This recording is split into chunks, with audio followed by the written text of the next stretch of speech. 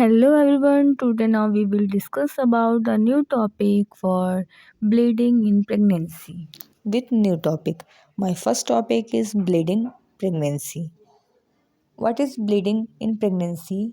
So, a vaginal bleeding from the genital tract during pregnancy from conception to onset of labor is known as bleeding pregnancy. जब pregnancy में यानी pregnancy के दौरान genital tract से जब vaginal bleeding होती है उसे हम लोग ब्लीडिंग इन प्रेगनेंसी कहते हैं। जो ब्लीडिंग इन प्रेगनेंसी होते हैं ये 2 टाइप्स के होते हैं। फर्स्ट है हमारा early pregnancy bleeding. Early pregnancy bleeding होते हैं वो 20 वीक से पहले होते हैं। इसका मेन कॉज क्या क्या है आइए पढ़ते हैं। तो पहला मेन कॉज है एबॉर्शन।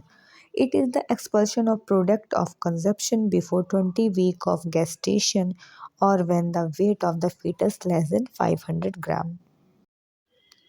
जब 20 वीक से पहले ही प्रेगनेंसी में 20 वीक से पहले ही जो प्रेगनेंसी होती है वो टर्मिनेट कर जाती है, क्या होती है, समाप्त हो जाती है, या जो फीटस का जो वेट होता है वो 500 ग्राम से कम का होता है, जिसके कारण क्या होता है, एबॉर्शन हो जाता है, जिसको हम लोग एबॉर्शन कहते हैं।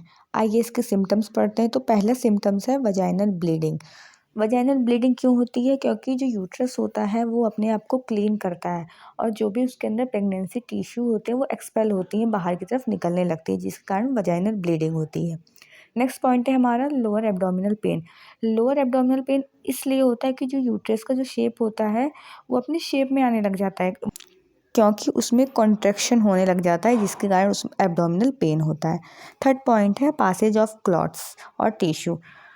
क्लॉट्स पास होने लग जाते हैं और टिश्यू पासेज होने लग जाते हैं। नेक्स्ट हम बात करेंगे ectopic pregnancy. So what is ectopic pregnancy? The implantation of fertilised ovum outside the uterine cavity, commonly in the fallopian tube. जब फर्टिलाइज्ड ओवम का इम्प्लांटेशन यूट्राइन कैविटी के आउटसाइड होता है, कॉमनली फैलोपियन ट्यूब में होता है, तो उसे हम लोग इक्टोपिक प्रेगनेंसी कहते हैं। नेक्स्ट हम बात करेंगे इसके सिम्टम्स की। तो फर्स्ट सिम्टम है एमिनोरिया, मीन्स पीरियड का अपसेंट होना। सेकंड पॉइंट है lower abdominal pain. Abdominal pain आप लोग जानते हैं किस लिए होता है, मैंने आपको पहले एबॉर्शन में बनाया। यूट्रस जो होता है अपने शेप में आने लगता है, वहाँ कॉन्ट्रैक्शन होने लग जाता है। थर्ड पॉइंट है vaginal bleeding and fourth point है shoulder tip pain. Shoulder tip pain क्यों?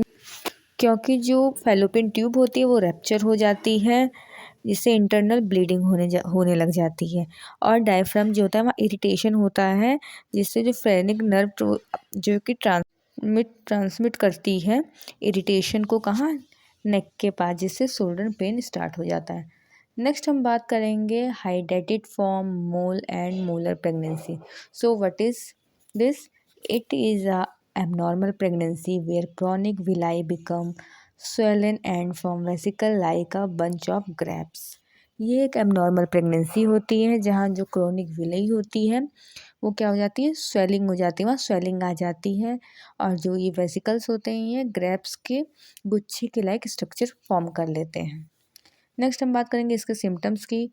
तो पहले सिम्टम से क्या होता है, एक्सेसिव वॉमिटिंग होगा। वॉमिटिंग एक्सेसिव इसलिए होती है क्योंकि एससीजी का लेवल इंक्रीज हो जाता है।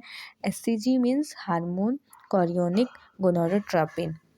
सेकंड पॉइंट है absence of foetal heart rate. Foetal heart rate absence होने लगती है। Vaginal bleeding with vesicles, vesicle से वजाइनल ब्लीडिंग होने लगती है। इस टॉपिक में कोई भी डाउट हो आपको तो कमेंट में ज़रूर बताइएगा। Thank you for watching my video.